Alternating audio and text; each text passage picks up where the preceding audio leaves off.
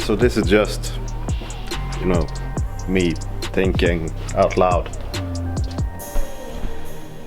on how I want to build this firewall, because, you know, I need to box the fuel cell. Is gonna sit here, and this needs to be, there's need to be a firewall between fuel cell and the fuel pumps and system, and, you know, the driver seat, the cockpit.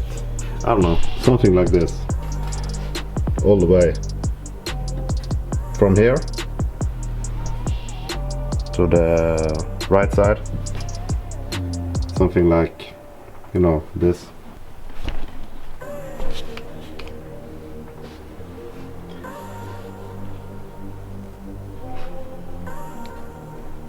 What I'm thinking is to make something like this, and it's gonna go down all the way on both sides, and have some kind of, you know, lid, so I can, you know, or bolts, so I can undo to fill up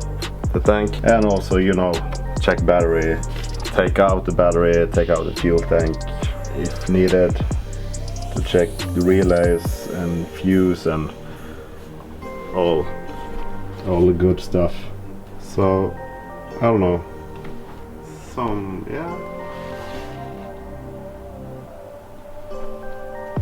maybe